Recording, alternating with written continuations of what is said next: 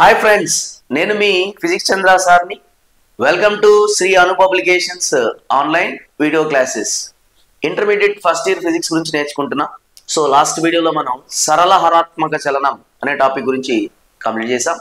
So ఈ వీడియోలో మనం ఇంకో కొత్త చాప్టర్ స్టార్ట్ చేస్తున్నాం. ఇది కణాల వ్యవస్థ మరియు భ్రమణ చలనం. ఇంగ్లీష్లో దీన్ని మనం system of particles and rotatory motion అంటున్నాం. సో ఇది కూడా ఒక ఇంపార్టెంట్ టాపిక్. సో దీంట్లో మొదటిగా మనం ద్రవ్యరాశి కేంద్రం అనే కాన్సెప్ట్ గురించి నేర్చుకుంటాం. తర్వాత జడత్వ భ్రామకం అనే కాన్సెప్ట్ గురించి నేర్చుకుంటాం. నెక్స్ట్ దాని తర్వాత జడత్వ భ్రామకానికి సంబంధించి కొన్ని సిద్ధాంతాలు ఉంటాయి, ఆ సిద్ధాంతాల గురించి నేర్చుకుంటాం. నెక్స్ట్ స్థానాంతర చలనాన్ని భ్రమణ చలనంతో పోల్చి రెండింటి మధ్య ఉండేటువంటి పారామితుల గురించి తెలుసుకుంటాం. సో మొదటిగా మనం కణాల వ్యవస్థ అంటే ఏంటి, జనరల్గా ఏ వస్తువైనా అణువులు అలాగే పరమాణువులతో నిర్మితం అవుతుంది. వీటిని మనం సాధారణ పరిభాషలో కణాలు అంటున్నాం. ఈ కణాలు అనేవి మనకి ద్రవ్యరాశిని అలాగే భారాన్ని కలగజేస్తాయి, అలాగే జడత్వానికి కారణమవుతున్నాయి, అలాగే జడత్వ భ్రామకానికి కారణమవుతున్నాయి. కానీ ఒక వస్తువులో ఉండేటువంటి కణాలు అనేవి వస్తువు ఆకారానితో సంబంధం లేకుండా పంపిణీ అయి ఉంటాయి. సో అందుకే మనం ఒక వస్తువు యొక్క ద్రవ్యరాశిని అలాగే ద్రవ్యరాశి కేంద్రాన్ని, భారాన్ని, గురుత్వ కేంద్రాన్ని నిర్ధారించేటప్పుడు ఆకారాలు అనే వాటితో ఓకేనా సంబంధం లేకుండా ఇక్కడ మనం ప్రతి వస్తువుకి ద్రవ్యరాశి కేంద్రం ఉంది అని చెప్తాం, అలాగే గురుత్వ కేంద్రం ఉంది అని చెప్తాం. కానీ క్రమాకార వస్తువుల విషయంలో ఇవి ఒకలా, అలాగే అక్రమాకార వస్తువుల విషయంలో ఈ ద్రవ్యరాశి కేంద్రాలు అలాగే గురుత్వ కేంద్రాలు వేరువేరుగా ఉంటాయి. సో మొదటిగా మనం ఒక వస్తువు అనే దాన్ని మనం పరిగణించినప్పుడు కణాల వ్యవస్థ అనేది మనం కన్సిడర్ చేస్తే ఆ కణాల వ్యవస్థ సాధారణంగా ఒక గట్టి వస్తువుకి మనం ఓకేనా అడాప్ట్ చేస్తాం. దాన్ని మనం సాధారణ పరిభాషలో దృఢ వస్తువు అంటున్నాం, ఇంగ్లీష్లో rigid body. So first of all మనం దృఢ వస్తువు అంటే ఏంటి, ఆదర్శమైనటువంటి దృఢ వస్తువులు ఎలా ఉంటున్నాయి, సో వాటి కథ మనం డిస్కస్ చేయబోతున్నాం. రైట్.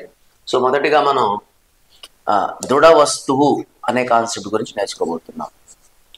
దృఢ వస్తువు, ఇంగ్లీష్ దీన్ని మనం రిజిడ్ బాడీ అంటున్నాం. ఏంటి దృఢ వస్తువు అంటే, ఏదైనా ఒక వస్తువుపై బాహ్య బలాన్ని ప్రయోగించినప్పుడు, అంటే దీన్ని ఇంగ్లీష్లో డిఫార్మేషన్ ఫోర్సు, తెలుగులో విరూపణ బలం అంటున్నాం. అంటే ఒక వస్తువు యొక్క ఆకారం పరిమాణంలో మార్పుకి కారణమయ్యే బాహ్య బలాన్ని మనం విరూపణ బలం అంటున్నాం, డిఫార్మేషన్ ఫోర్స్. ఈ విరూపణ బలాన్ని ప్రయోగించినప్పుడు వస్తువు తన ఆకారాన్ని అలాగే పరిమాణాన్ని, ఆకారం మరియు పరిమాణం ఈ రెండింటిని ఓకేనా మార్చుకోకపోతే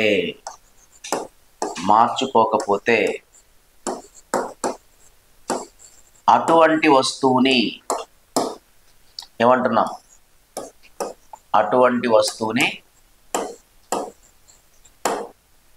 ఏమని కన్సిడర్ చేస్తున్నాం,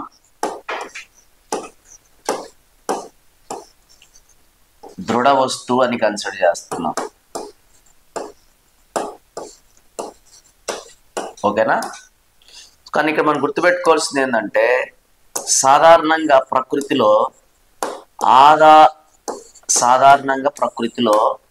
ఆదర్శవంతమైనటువంటి ఓకేనా ఆదర్శమైన లేదా ఆదర్శ దృఢ వస్తువులని ఉండవు. అంటే 100% రిజిడ్ బాడీస్ అనేవి ఉండవు అనమాట. ఓకేనా. అందుకే మనం ఏం చేస్తామంటే దానికి దగ్గరగా ఉండేటటువంటి వస్తువుని మనం ఎగ్జాంపుల్గా చెప్తాం. అంటే ఐడియల్ రిజిడ్ బాడీకి, అంటే ఆదర్శ దృఢ వస్తువుకి బెస్ట్ ఎగ్జాంపుల్గా మనం ఏం చెప్తాం అంటే స్టీలు పరికరాలు. స్టీలు అంటే ఉక్కు. ఓకేనా. ఇంగ్లీష్లో మనం స్టీల్ అంటున్నాం, తెలుగులో ఉక్కు అంటున్నాం. స్టీలు పరికరాలు మనకి ఏమవుతాయి, ఆదర్శ దృఢ వస్తువుకి ఎగ్జాంపుల్స్ అవుతున్నాయి. ఒకవేళ బాహ్య బలాన్ని ప్రయోగించి అంటే విరూపణ బలాన్ని ప్రయోగించినప్పుడు ఒక వస్తువు తన ఆకారాన్ని పరిమాణాన్ని మార్చుకున్నప్పుడు ఆ వస్తువుని మనం దృఢ వస్తువు అని పరిగణించాం. అది ఒక మెత్తని వస్తువు, సాఫ్ట్ బాడీగా కన్సిడర్ చేస్తున్నాం. సరే, ఒక రిజిడ్ బాడీని మనం జనరల్గా డయాగ్రమాటికల్గా రిప్రజెంట్ చేసేటప్పుడు దీన్ని ఇట్లాంటి ఆకృతితో జనరలైజ్ చేస్తాం. దీంట్లో మనం నిరూపక అక్షాలని కన్సిడర్ చేస్తే ఇది ఎక్స్ యాక్సిస్ అనుకుంటున్నాం, దీంట్లో వై యాక్సిస్, ఇది జెడ్ యాక్సిస్ అనుకుంటే ఈ 3 అక్షాల వెంబడి దీంట్లో కణాలు అనేవి ఓకేనా డిస్ట్రిబ్యూట్ అయి ఉంటాయి, పంపిణీ అయి ఉంటాయి. అంటే ఆరిజిన్ దృష్ట్యా ఎక్స్ వై జెడ్ ఈ 3 అక్షాల పరంగా మనకి కణాలు అనేవి ఓకేనా పంపిణీ జరిగి ఉంటాయి, డిస్ట్రిబ్యూట్ అయి ఉంటాయి. ఈ కణాలు లేకపోతే ఈ అణువులు పరమాణువుల వల్ల దీనికి ద్రవ్యరాశి అలాగే భారం ఇవన్నీ వస్తున్నాయి. ఇప్పుడు మొదటగా మనం ఒక దృఢ వస్తువు యొక్క ద్రవ్యరాశి కేంద్రం అంటే ఏంటి, సో వీటిని మనం ఎలా మ్యాథమెటికల్గా క్యాలిక్యులేట్ చేస్తాం అనేది తెలుసుకోబోతున్నాం. ఇప్పుడు ఒక దృఢ వస్తువు యొక్క ద్రవ్యరాశి మొత్తం ఏ ప్రాంతంలో ఉంది అని మనం భావిస్తామో, లేదా ఒక దృఢ వస్తువుని ఏ స్థానం నుంచి భూ ఉపరితలం మీద స్వేచ్ఛగా వేలాడదీసినప్పుడు వస్తువు అనేది మనకి క్షితిజ సమాంతరంగా నిలబడుతుందో ఆ ఊహా బిందువే ద్రవ్యరాశి కేంద్రంగా చెప్పబడుతుంది. దీని ఇంగ్లీష్లో మనం సెంటర్ ఆఫ్ మాస్ అంటున్నాం. సో ఈ సెంటర్ ఆఫ్ మాస్ గురించి మనం ఓకేనా నేర్చుకోబోతున్నాం. So first of all definition చూడండి. ద్రవ్యరాశి కేంద్రం సెంటర్ ఆఫ్ మాస్, దీన్ని మనం సిఓఎం అని ఓకేనా జనరలైజ్ చేద్దాం. సెంటర్ ఆఫ్ మాస్, ద్రవ్యరాశి కేంద్రం. సో డెఫినిషన్ చూస్తే ఒక దృఢ వస్తువు లేదా ఏదేని ఒక వస్తువు యొక్క మొత్తం ద్రవ్యరాశి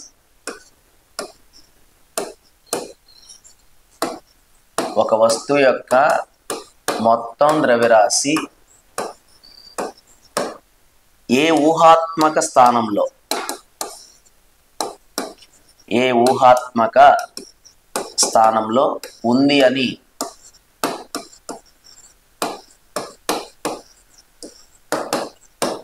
ఓకేనా, అలాగే ఏ ఊహాత్మక బిందువు వద్ద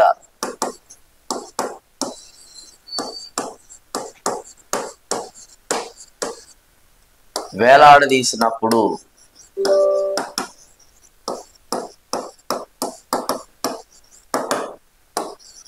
వస్తువు క్షితిజ సమాంతర దిశలో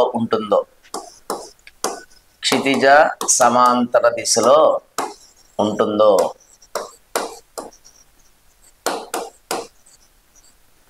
ఆ స్థానం దాని ద్రవ్యరాశి కేంద్రంగా మనం కన్సిడర్ చేస్తాం.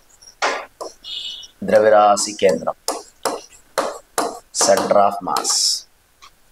కొన్ని విషయాల్లో అంటే క్రమాకార వస్తువుల విషయాల్లో ద్రవ్యరాశి కేంద్రము గురుత్వ కేంద్రం రెండు ఏకీభవిస్తాయి, అంటే ఒకే స్థానంలో ఉంటాయి. కానీ కొన్ని ఓకేనా వస్తువులకి ద్రవ్యరాశి కేంద్రం ఒక స్థానంలో, గురుత్వ కేంద్రం మరొక స్థానంలో ఉంటాయి. సో వీటి గురించి మనం ముందు నేర్చుకోబోతున్నాం. సరే, ఇప్పుడు దీన్ని మనం మ్యాథమెటికల్గా ఎలా క్యాలిక్యులేట్ చేస్తాం. సో ద్రవ్యరాశి కేంద్రాన్ని ఓకేనా గణిత పరంగా వివరించడం, ద్రవ్యరాశి కేంద్రాన్ని మ్యాథమెటికల్గా మనం డినోట్ చేయడం, అంటే గణిత పరంగా నిర్ధారించడం.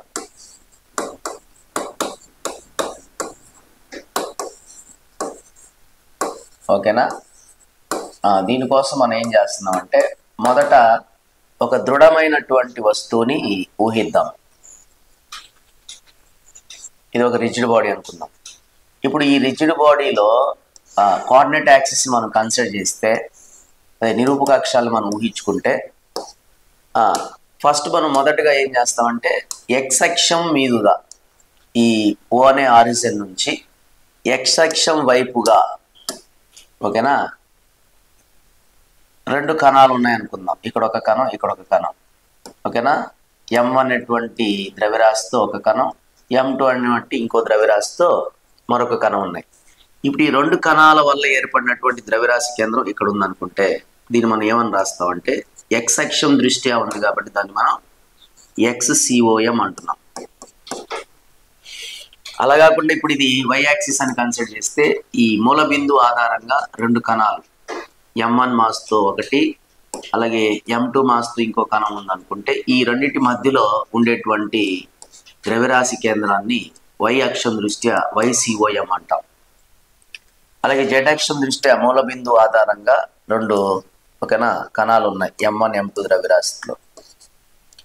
సో ఈ రెండింటి మధ్యలో ఉండేటువంటి ద్రవ్యరాశి కేంద్రాన్ని మనం ZCOM అంటే z అక్షం దృష్ట్యా ద్రవ్యరాశి కేంద్రం అనుకుంటాం. అంటే మొత్తం కణాలకి ఒకేసారి మనం ద్రవ్యరాశి కేంద్రాన్ని లెక్కించడం కష్టం కాబట్టి x అక్షం వైపు కానీ y అక్షం వైపు కానీ z అక్షం వైపు కానీ మొదట రెండు కణాల యొక్క ద్రవ్యరాశి కేంద్రాన్ని కనుక్కుంటూ దాన్ని n కణాలకి ఆపాదిస్తాం. సో దానికోసం నేను ఫస్ట్ ఏం చేస్తున్నానంటే x అక్షం దృష్ట్యా సెంటర్ ఆఫ్ మాస్ని క్యాలిక్యులేట్ చేయబోతున్నాను. XCOM నేను క్యాలిక్యులేట్ చేస్తున్నాను. దీనికోసం నేను ఏం చేస్తున్నాను చూడండి, x అక్షం వైపుగా రెండు కణాలని నేను గుర్తిస్తున్నా. ఓకేనా?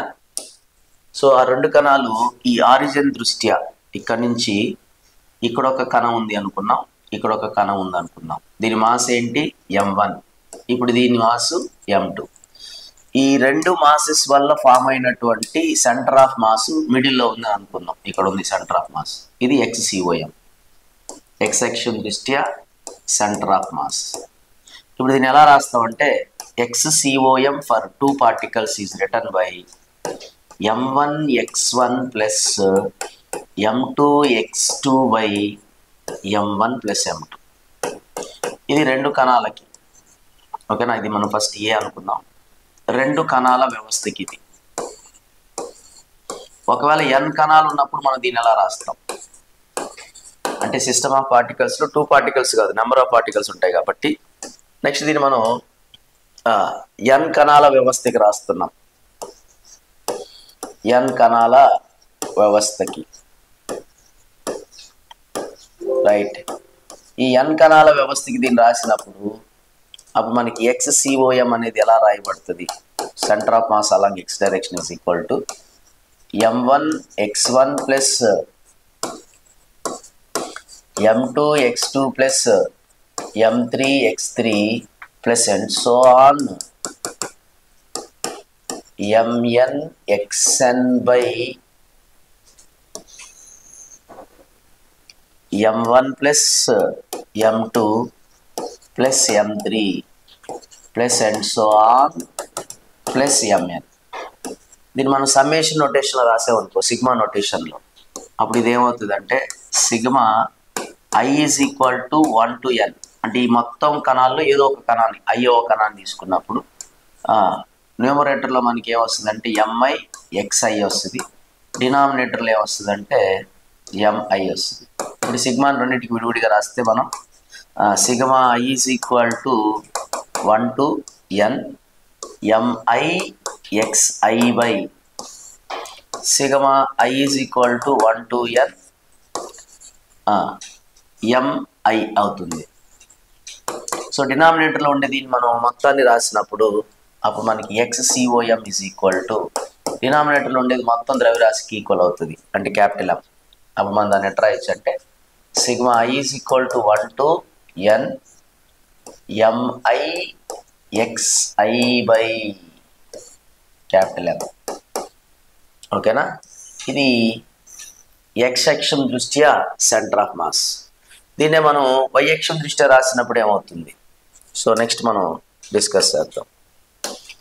y అక్షం దృష్ట్యా రెండో కాన్సెప్ట్ ఇది సెంటర్ ఆఫ్ మాస్ YCOM. ఇది ఎలా క్యాలిక్యులేట్ చేస్తామంటే ఇంతకు ముందులాగే ఒక రిజిడ్ బాడీని మనం ఊహించుకుంటాం. కాకపోతే ఇక్కడ ఈ రిజిడ్ బాడీ అనేది ఈసారి y యాక్సిస్ వైపు మనం కన్సిడర్ చేస్తున్నాం ఆబ్జెక్ట్ని. అంటే ఫర్ ఎగ్జాంపుల్ మనం ఇదే y యాక్స్ అనుకుందాం, ఇది x ఇది z. ఎందుకు ఇలా తీసుకున్నాం అంటే XYZలో ఎప్పుడు ఎక్కడైనా మనకి లంబంగా ఉంటాయి కాబట్టి బట్ పర్పెండిక్యులర్గా రిప్రజెంట్ చేసి కన్సిడర్ చేసాం. ఇప్పుడు ఈ ఆరిజిన్ దృష్ట్యా ఇక్కడ ఉండేటువంటి ద్రవ్యరాశి M1, ఇక్కడ ఉండేటువంటి ద్రవ్యరాశి ఫర్ ఎగ్జాంపుల్ m2 దీని లోపలే తీసుకోవాలి కాబట్టి మనం ఇది m2 అనుకుంటే ఇది ఓకేనా y అక్షం దృష్ట్యా ఈ రెండింటి మధ్యలో ఉండేది మనకి YCOM అవుతుంది, centre of mass along y axis. అప్పుడు దీన్ని కూడా మనం ఫస్ట్ ఏం రాస్తాం, రెండు కణాల వ్యవస్థకి రాస్తాం. రెండు కణాల వ్యవస్థకి దీన్ని రాసినప్పుడు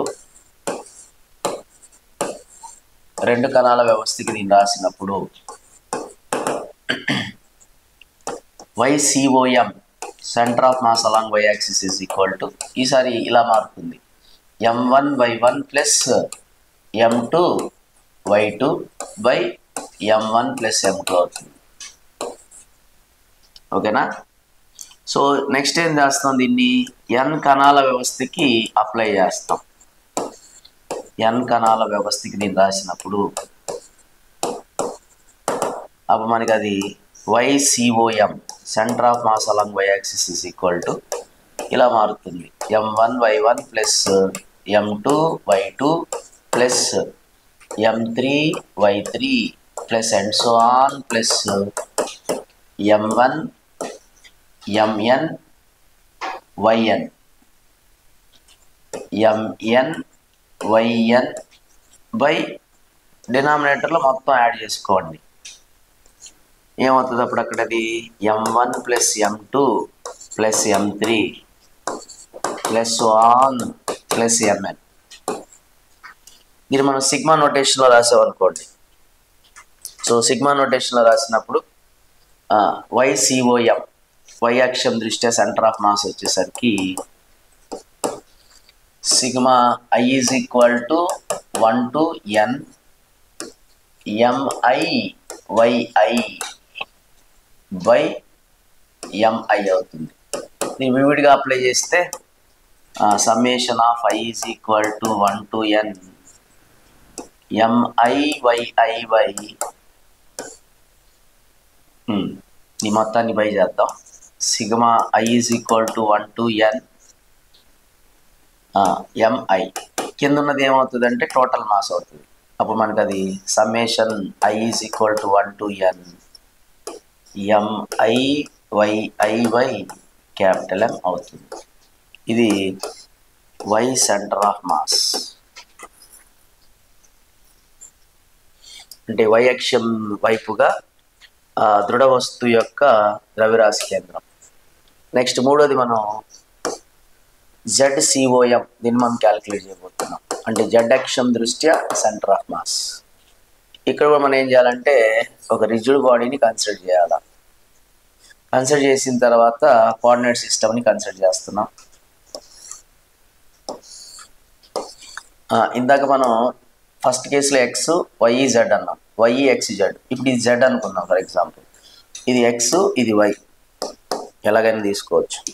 ఎందుకంటే ఈ మూడు అక్షాలు జనరల్గా మనకి లంబంగా ఉంటాయి కాబట్టి ఇది ఆరిజిన్ అనుకుంటే Z అక్షం దృష్ట్యా M1 ద్రవ్యరాశి కలిగిన కణవేడ ఉంది, M2 ద్రవ్యరాశి కలిగిన కణవేడ ఉంది. ఇప్పుడు ఈ రెండింటి యొక్క మధ్యలో దీని యొక్క సెంటర్ ఆఫ్ మాస్ ఉంటే దాన్ని ZCOM అంటున్నాం. దీన్ని ఇప్పుడు మనం మొదట రెండు కణాలకు అప్లై చేస్తున్నాం. అంటే రెండు కణాల వ్యవస్థకి దీన్ని రాసినప్పుడు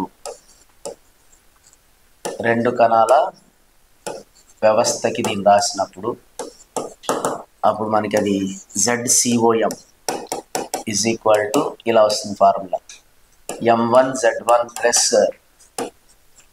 M2Z2 by M1 plus M2. Next దీన్ని మనం ఏం రాస్తాం అంటే n కణాల వ్యవస్థకి దీన్ని అప్లై చేస్తున్నాం. ఓకేనా. n కణాల వ్యవస్థకి దీన్ని అప్లై చేస్తే అప్పుడు ZCOM అనేది ఎలా మారుతుందంటే M1Z1 plus M2Z2 plus M3Z3 plus and so on plus MNZN by M1 plus M2 plus M3 plus and so on MN. దీన్ని మనం సమ్మేషన్ ఫార్ములాకి మార్చినప్పుడు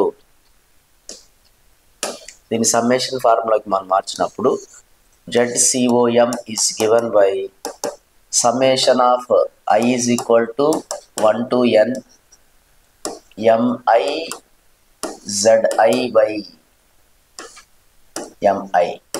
ఇప్పుడు దీన్ని మనం విడివిడిగా అప్లై చేస్తే summation I is equal to 1 to n. So న్యూమరేటర్లో MIZI ఉంది బై మళ్ళీ summation of I is equal to 1 to n. ఓకేనా, MI. సో డినామినేటర్లో ఉండేది ఏమవుతుంది అంటే టోటల్ మాస్ అయిపోతుంది. అప్పుడు మనకి ZCOM is equal to I is equal to 1 to n MIZI/, ఓకేనా, M అవుతుంది. అప్పుడు దీన్ని మనం ఓకేనా జనరలైజ్ చేసేస్తే మనకి ZCOM ఏమవుతుంది, అక్కడ ZCOM is equal to summation of I is equal to 1 to n MIZI/M. లేదా ఆ క్యాపిటల్ Mని మనం 1/m అని సపరేట్ చేసైనా రాయొచ్చు. ఇప్పుడు ఈ మూడింటి సమ్మేళనంతో మనం వస్తువు యొక్క మొత్తం, ఓకేనా, దృఢ వస్తువు యొక్క సెంటర్ ఆఫ్ మాస్ని, ఓకేనా, ఎలా రాస్తాం? సో సెంటర్ ఆఫ్ మాస్ మనం ఎలా రాస్తాం అంటే మూడింటి యొక్క సమ్మేళనం అంటే ఏంటి? XCOM, YCOM, ZCOM. ఈ మూడింటిని కలిపి రాసినప్పుడు XCOM ఏమొస్తుంది? Sigma I is equal to 1 to n MIXI/M.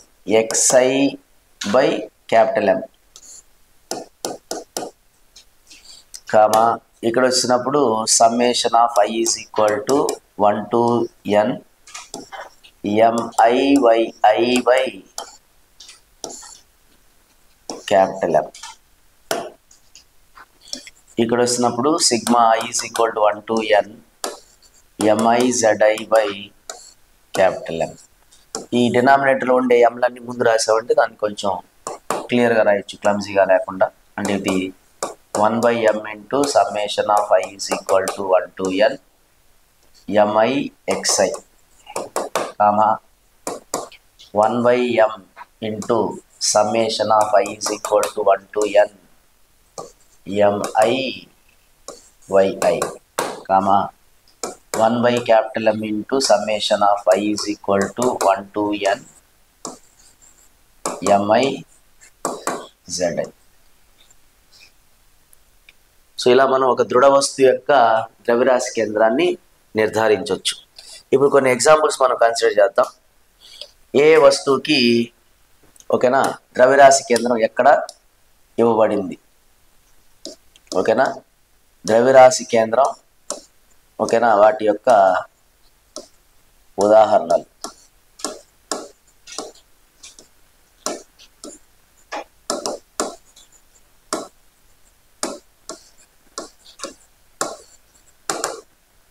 Okay, ఇక్కడ మనం ఒక్కో దాని గురించి డిస్కస్ చేద్దాం. సీరియల్ నంబర్, వస్తువు లేదా ఆకారం, వస్తువు లేదా ఆకారం. నెక్స్ట్ దాని యొక్క ద్రవ్యరాశి కేంద్రం. ఓకేనా, right. So first of all మనం ఒక త్రిభుజాకార వస్తువు, సీరియల్ నెంబర్ 1, త్రిభుజాకార వస్తువు యొక్క ద్రవ్యరాశి కేంద్రం ఎక్కడ ఉంటుంది? త్రిభుజం. త్రిభుజానికి మనకి సెంటర్ ఆఫ్ మాస్ ఎక్కడ ఉంటుంది అంటే, ఒక త్రిభుజానికి మనకి, ఓకేనా, శీర్షాలు 3 ఉంటున్నాయి కదా. ఈ శీర్షాల నుంచి ఎదుటి భుజానికి గీసినటువంటి రేఖల్ని మనం మధ్యగత రేఖలు అంటాం. ఈ మధ్యగత రేఖల మిలిత బిందువే దాని యొక్క సెంటర్ ఆఫ్ మాస్ అవుతుంది. అంటే దీనికి మధ్యగత రేఖల మిలిత బిందువు సెంటర్ ఆఫ్ మాస్గా ఉంటుంది.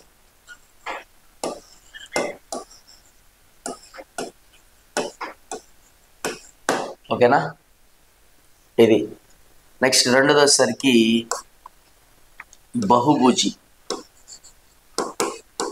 పాలిగాన్. సో బహుభుజికి అంటే ఫర్ ఎగ్జాంపుల్ మన దగ్గర ఒక 5 భుజాలు ఉన్నటువంటి బహుభుజి ఉంది, దీన్ని మనం పెంటగాన్ అంటున్నాం.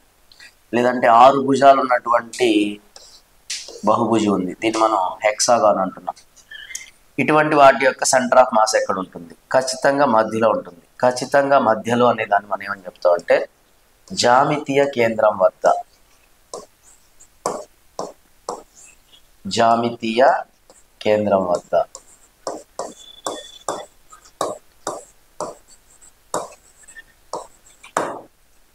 ఓకేనా? నెక్స్ట్ 3వ ఎగ్జాంపుల్ చూద్దాం మనం. 3వ ఎగ్జాంపుల్లో వస్తువుని మనం ఏమంటున్నాం అంటే ఒక గోళం, గోళం గోళం అంటే మనం స్పియర్ అంటున్నాం. ఇది స్పియర్.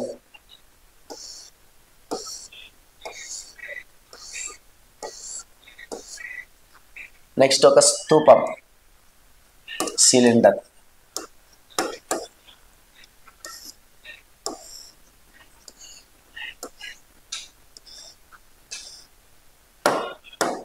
ఈ రెండింటి విషయంలో కూడా మనకి సెంటర్ ఆఫ్ మాస్ ఎక్కడ ఉంటుంది? ద్రవ్యరాశి కేంద్రం అంటే ఇది కూడా మనకి జామితీయ కేంద్రం దగ్గరే ఉంటుంది, జామితీయ కేంద్రం.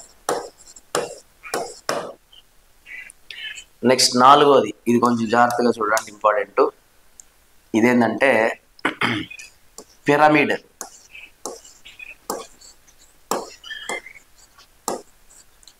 పిరమిడ్కి అలాగే నెక్స్ట్ వచ్చేసరికి శంకువుకి.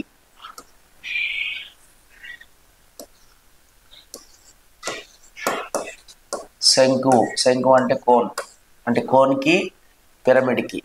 సో పిరమిడ్ మనం ఎలా డయాగ్రామాటిక్గా రిప్రజెంట్ చేస్తాం చూడండి ఒకసారి. ఇదేం లేదు, చాలా ఈజీ. ఓకేనా? 2 ట్రయాంగిల్స్ని పక్క పక్కనే ఇలా గీసినప్పుడు ఈ 2 కలిసేదాన్ని ఇలాగా, దీన్ని ఇలాగా మారిస్తే ఇదే మనకి పిరమిడ్ అవుతుంది. శంకు అనేది ఓకేనా, ఆల్రెడీ మనకు తెలిసిందేగా, ఇది శంకు. మరి ఇక్కడ మెయిన్ పాయింట్ ఏంటంటే శంకువుకి కానీ పిరమిడ్కి కానీ దాని యొక్క ఆధారం ఉంటుంది కదా, అక్కడ నుంచి మనం శీర్షం వరకు ఒక లైన్ డ్రా చేసి దీన్ని ఎత్తు అంటున్నాం, హైట్. ఈ మొత్తాన్ని మనం హైట్ అంటున్నాం, హైట్.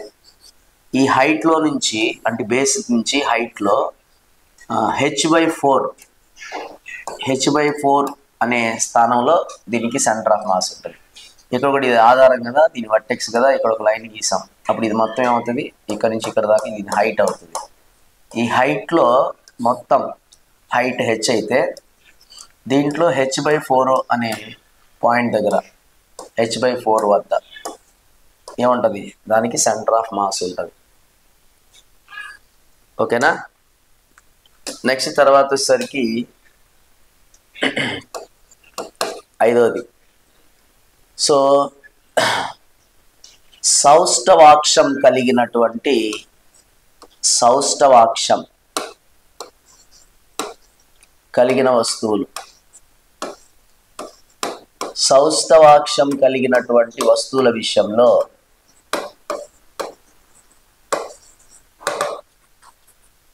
అంటే ఫర్ ఎగ్జాంపుల్ మనం ఒక 2 ఆకారాలని కన్సిడర్ చేద్దాం. చూడండి, ఒక ఆకారం, ఇది సిమిలర్ టు ఒక లీఫ్ లాగా ఉంది. నెక్స్ట్ లేదంటే ఈ ఆకారం చూడండి,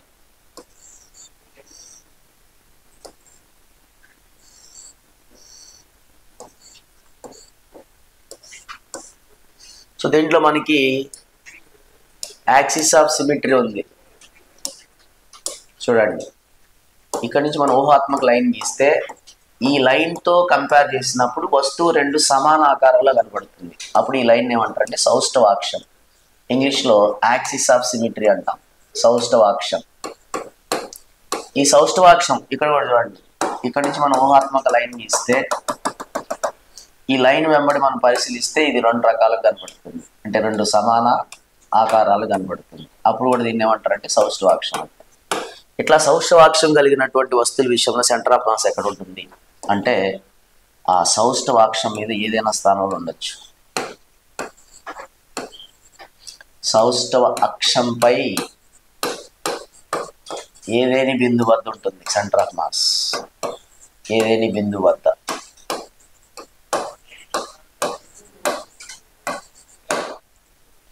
ఇంక లాస్ట్ది ఓకేనా, 6th ఏంటంటే కొన్ని వస్తువులకి సౌష్ఠవ కేంద్రం ఉంటుంది, అంటే సెంటర్ ఆఫ్ సిమెట్రీ అంటారు దీన్ని ఇంగ్లీష్లో.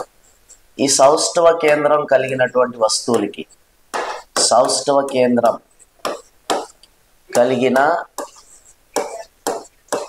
వస్తువులకి సెంటర్ ఆఫ్ మాస్ ఎక్కడ ఉంటుంది? ఫర్ ఎగ్జాంపుల్ ఏంటి అది? చూడండి, ఇక నేను చూపించేటటువంటి ఆకారం ఇది ఒక ఫుట్బాల్ ఆకారం అనుకుందాం.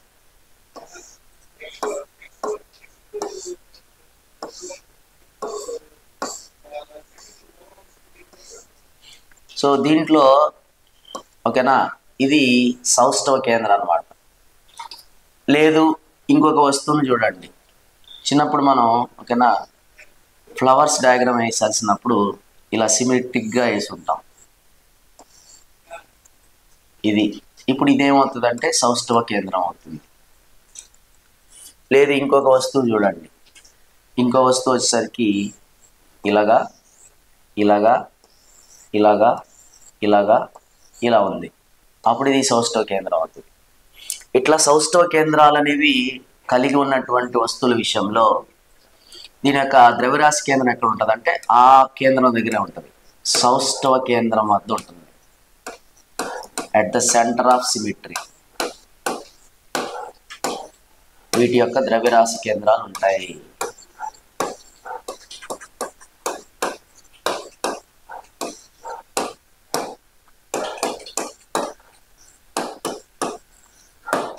ఓకేనా? సో ఇది కణాల వ్యవస్థ ద్రవ్యరాశి కేంద్రాన్ని నిర్ధారించే ప్రక్రియ. అలాగే వేరు వస్తువులకి వేరు ఆకారాలకి ద్రవ్యరాశి కేంద్రాన్ని ఎలా మనం గుర్తించాలి. సో నెక్స్ట్ వీడియోలో మనం జడత్వ భ్రామకం అంటే ఏంటి, జడత్వ భ్రామకానికి మనం సమీకరణం ఎలా రాస్తున్నాం, ఈ విషయం మనం నెక్స్ట్ కమింగ్ వీడియోలో నేర్చుకోబోతున్నాం. Okay, thank you.